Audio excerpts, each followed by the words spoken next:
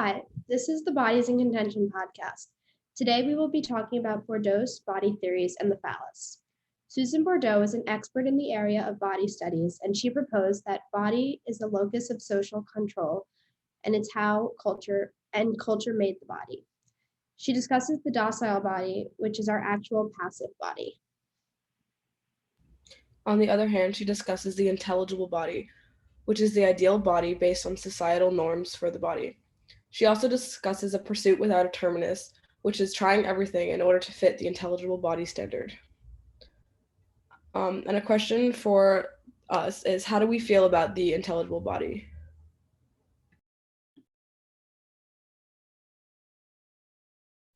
I mean, I personally think that a lot of our discussions in class were really helpful with talking about this. As a group of young adult women, we are definitely impacted. Does anybody want to talk a little bit about how they think they are impacted? Because I know personally in my life, I feel lots of pressure to keep up with the intelligible body.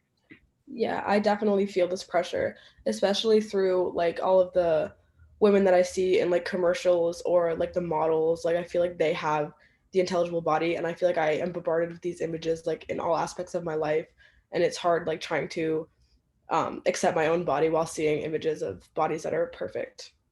I see a lot of intelligible body, or I'm confronted with the idea of the intelligible body on social media.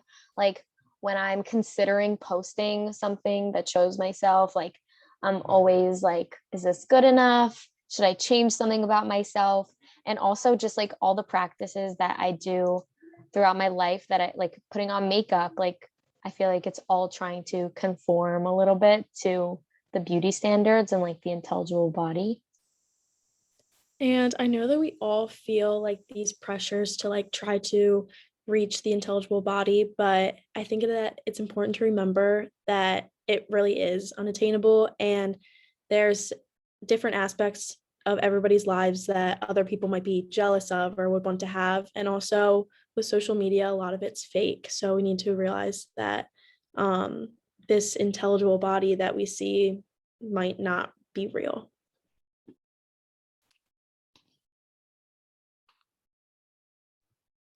Yeah, I think that definitely a lot of the stuff, like what you guys were saying on social media and everything, like even different ads that are presented to us, everything like that, like this is obviously a given, but women are expected to shave everything. We're expected to get spray tans. We're expected to have makeup and look beautiful all the time. We're expected to have like white teeth, like small noses, everything like that. It's just truly unachievable.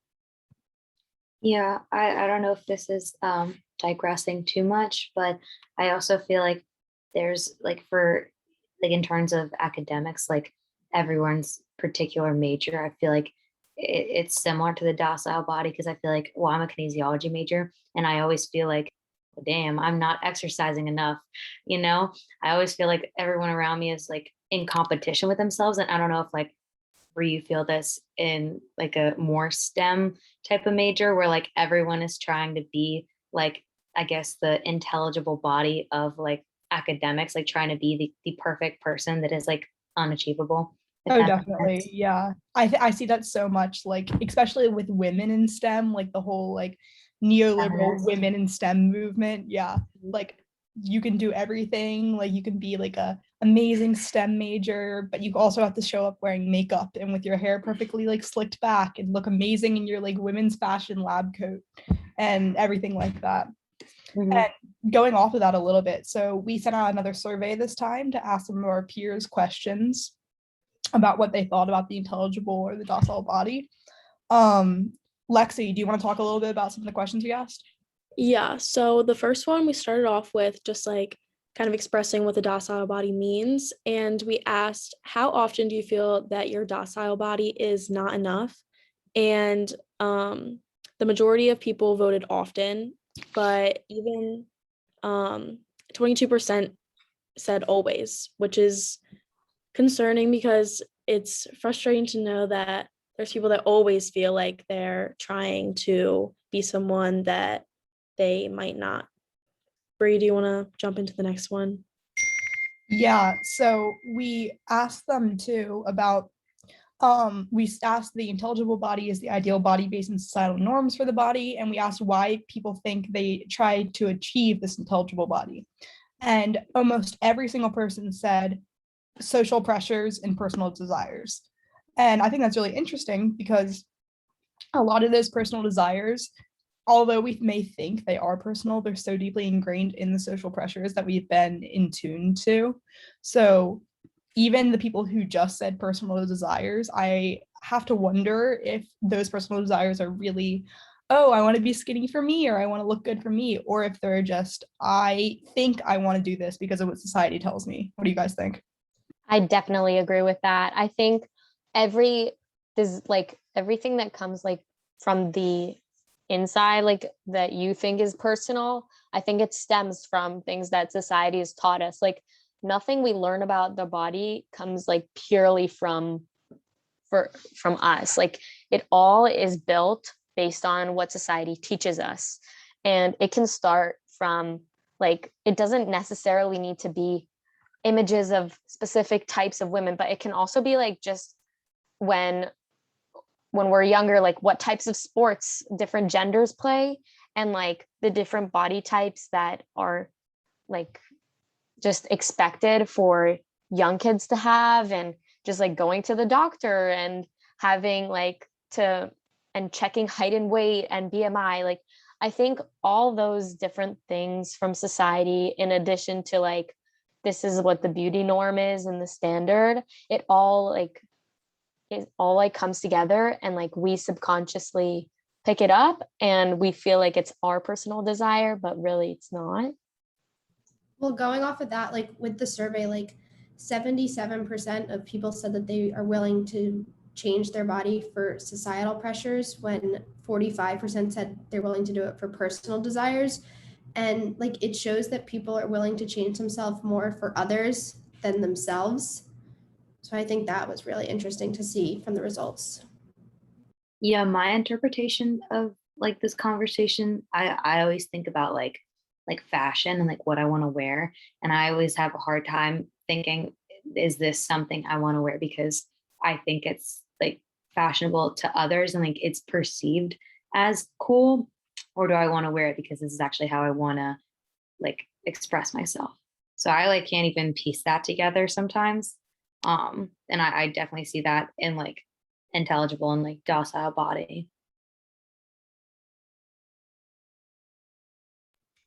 I think it's really hard to separate those like patriarchal norms and standards from the actual like not beauty standards that we hold to ourselves, but like internal confidence, because again, like what I said, it's so ingrained in us to want to have to please like the patriarchal beauty standards, that even if we think we're doing it for ourselves, a lot of the time that doing it for ourselves is doing it so we can please others. Yeah, going off of that, the next question asked, how dangerous do you feel the presence of an ideal body is? And most people said from a scale of 1 to 10, they said either 7, 8, 9, or 10, which just proves that we acknowledge that we know that it's bad for us, but we still kind of feed into what society expects. Do you guys have any thoughts on that? Well, going off of that, and then also like kind of jumping into the next question, like when people were talking about like they were answering the questions about the practices that uphold the ideal beauty standards, like people are willing to get surgery to change themselves, which can definitely be dangerous. And like there's risks of anything that you do to drastically change your body. Yeah, I remember in class we were talking about like Gwyneth Paltrow and her whole thing with like vaginal steaming, and Professor Matthiessen Dr. Matthiessen was actually like, this is really dangerous and it can be really harmful. Same with like the yoni eggs that you like, it's just like really dangerous things that it can come from like someone in a position of power and like with high status saying these things, and people just think, okay, I guess we're doing it now. I think the whole Goop brand, like Gwyneth Paltrow's whole brand, is a really good example of how dangerous the achievement of like the intelligible body can be. Because like what I was saying earlier, that whole brand is like, oh, girl power, women power. Oh my gosh, we're doing it for ourselves. But like that whole brand, again, it's dangerous for your bodies. Like vaginal steaming is not a healthy practice. It's not to help women. It's to achieve that intelligible body that is just completely out of it. And like there's so many other things like that we see, like even like different like shaving products, stuff like that, like so bad for you. Like people develop eating disorders because they want to achieve that. I just think that so many like capitalistic institutions like that feed into that so much.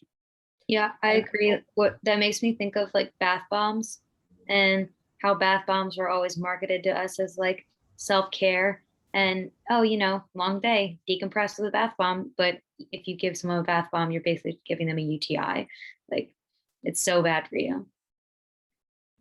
Yeah, going off that, I definitely think eating disorders are really like a super important issue with this because like eating disorders are so prevalent in like young girls who are constantly bombarded with these images of super skinny models, and they feel like they have to attain that body image when it's like really impossible because a lot of the images that they see everywhere are like photoshopped and not even real.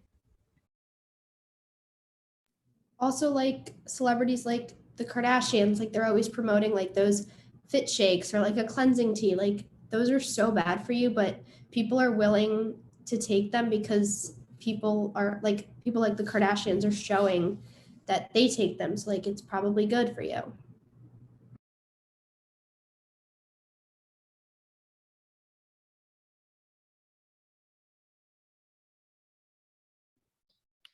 Yeah, so does somebody want to talk a little bit about some of the other questions we asked going off of that? Like actually, we have some really good answers specifically that I can read for you guys for the practices to hold up that ideal beauty standard. Some of them were like waist trainers, which I think is fascinating, like that whole practice going off the Kardashian thing again.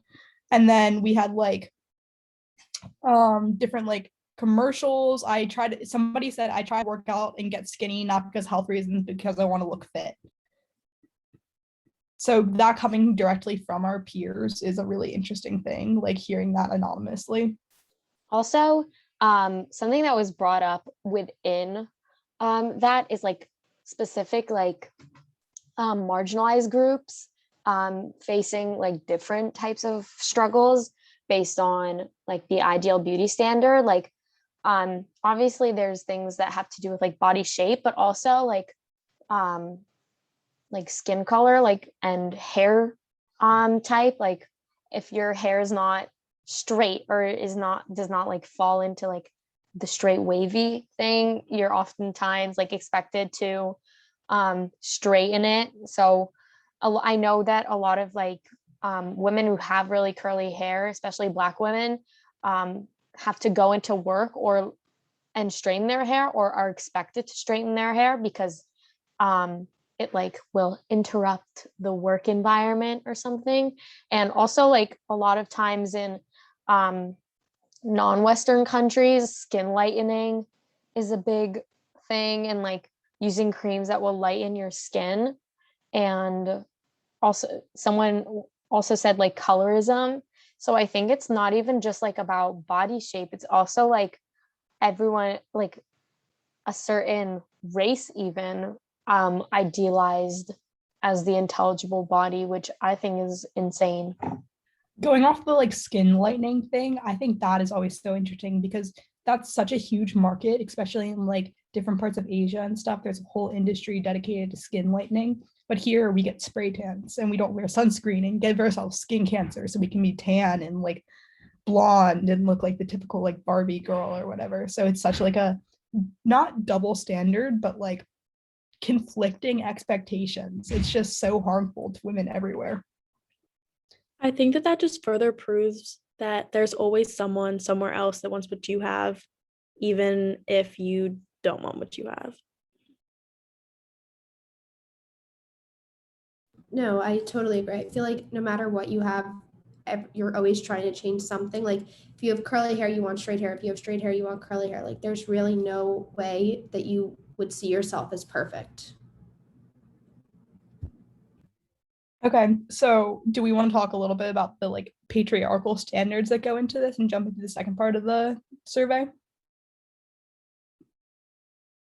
Yeah, so I can start talking about another theory that Bordeaux proposes, and it's more about the male body and symbols within the male body. So, what Bordeaux actually talks about is um, while the penis is like the actual organ and a symbol, the phallus is a set of cultural meanings such as power and male dominance that becomes inspiration for the symbol of the penis. So it's kind of like the penis can never be the phallus because it's always like trying to be that. So another thing that she points out is phallogocentrism, which is language centered in the male point of view.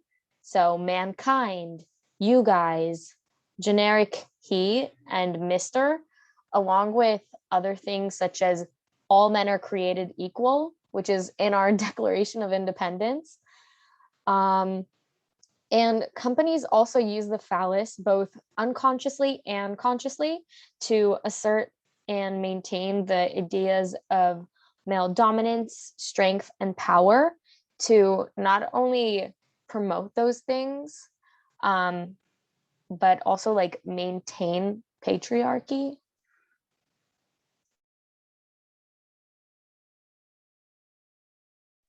Yeah, so we asked a couple questions in a survey to our peers about where they saw the male phallus in action around them. Lexi, do you want to read some of those responses? Yeah, so a lot of people brought up architecture, especially around campus, like columns of the buildings, or I believe there's like brick type columns that line the sidewalks. Others include Big Ben, the clock tower in England, the UMD Memorial Chapel bell tower, and the Eiffel Tower. So there's just tons of examples of architecture, and I feel like it serves as reminders that we live in a male-dominated society, and that even in the field of architecture itself, men just reinforcing their power. Does anyone have any thoughts about that?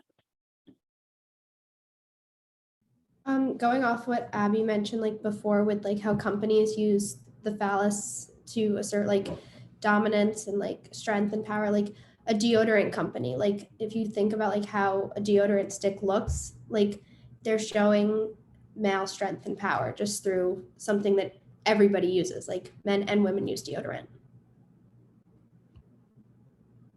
Yeah, I feel like I've seen some deodorants that are shaped like balls, and they're like targeted towards women. So I don't know if that has anything to do with it, but yeah, I've definitely seen ads like that. Also, just another thing is that the phallus is kind of like the intelligible body of the penis. So the penis is like the docile body. So the phallus can never, like the penis can never be um the phallus. So it's kind of like the male pursuit without terminus, where like men are also constantly trying to uphold these values that like the phallus promotes. So people like I feel like men are always constantly reminded by this when they see things around them, like the Washington Monument, even, and like with companies using the phallus symbol. I think it just is like when men see that in their mind subconsciously are saying, oh wow, that looks like power or something that will make me more manly, and then choosing that product because it upholds the values that the phallus promotes. Yeah, so we asked a couple questions about like how the phallus impacts how men interact and how they feel about themselves in terms of like the docile body versus the intelligible body. So we asked like, do you think men are rewarded for embodying the messages that the phallus projects, such as power and dominance?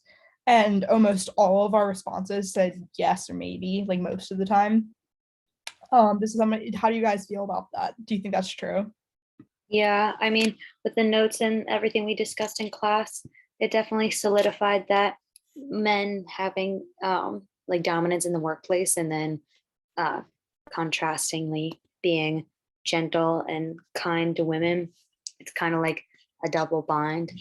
And there's not really consistency in that. And in the architecture that we see with like the phallus symbols, that's definitely like enforcing that they should be aggressive all the time. And it doesn't really, show the other side of them being expected to be like, docile to women or their, less dominant counterpart. And then so the double bind, just to go a bit more about that, we define it as a situation in which a person is given incompatible instructions that they're expected to fulfill at the same time. So men in the workplace being expected to be aggressive, and then they get rewarded with promotions and higher wages for being aggressive. But then, on the other side of things, they have to be, kind and understanding and gentle to women, or like I said, the less dominant counterpart. And then a lot of people, when we ask them about, let me see exactly what I'm referencing. When we ask people how being a gentleman as like that more docile counterpart can be harmful to men, a lot of them said that it creates conflicting emotions and contradicts itself. And then we also talked about like how it's a comparison to females and like male power. Yeah, I feel like that relates to how a lot of times we just attribute like certain emotions to men and women. And I feel that even though society does have, I feel like an overwhelming amount of expectations for women, there are some like pressures that they put on men too. Like, I feel like it would be really frustrating to have to, like be like that dominant figure at work, but also being like the caring husband and father at home. So just going off of that. Yeah, I agree. I think the double bind, like the idea that they have to balance both being dominant and aggressive when they need to be, and then like being a gentleman when they need to be. I think it's very confusing, and it creates kind of like it creates a more harmful position for men to be in.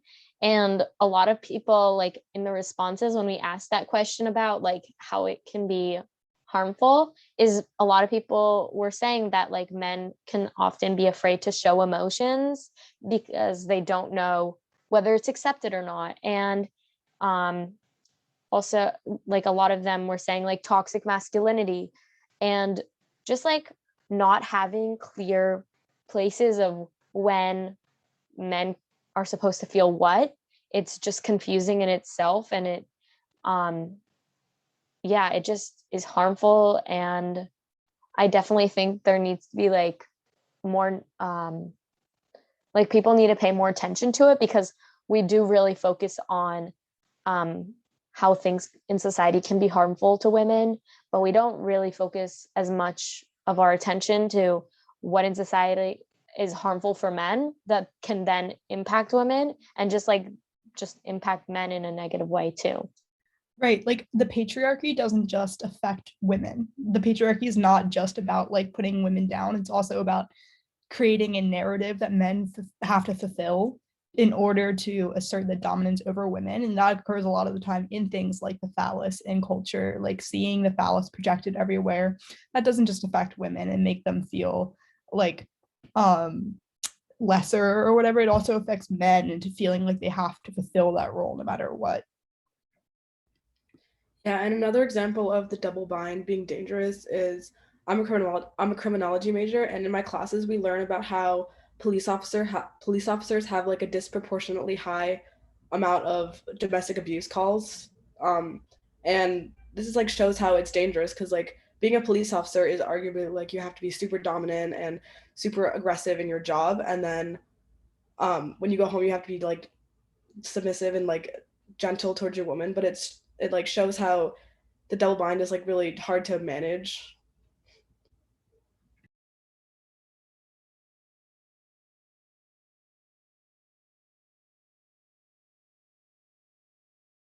No, I agree. Like, I feel like men, like, men feel that they have to put on almost like a completely different persona, like around other people. Like, they they're afraid to like show what they're actually feeling. Yeah, a lot of the answers that we got revolved around how men feel uncomfortable sharing their emotions, and how like when they're expected to be more like docile towards women, then that's when they actually have to like see their emotions. And I feel like some of the responses were almost like passive aggressively saying like men are forced to see their emotions and feel their emotions in this when they're otherwise told not to usually.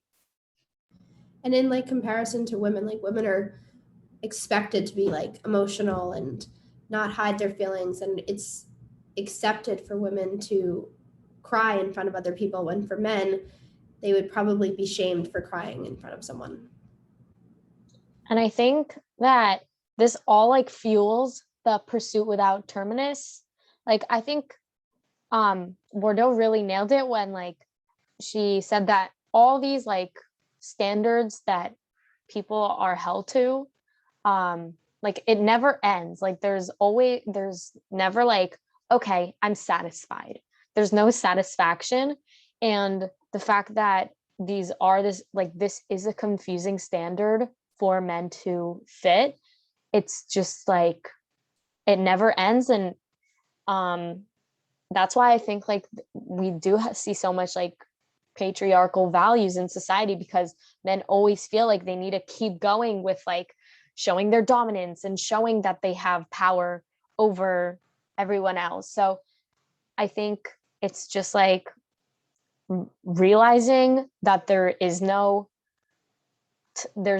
realistic place where everyone can be satisfied with themselves based on like the standards that society puts for us. And it obviously will take a really long time for everyone to fully like be okay with realizing that they will never be satisfied, but it's like definitely necessary so that we can like start pushing change in different places and start transforming how people perform in society.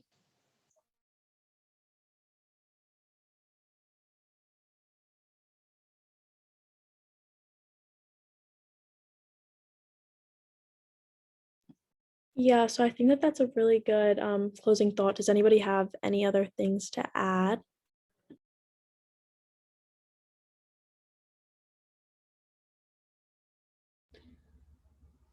Okay, we hope you enjoyed this podcast episode. Thank you so much for listening to Bodies in Contention.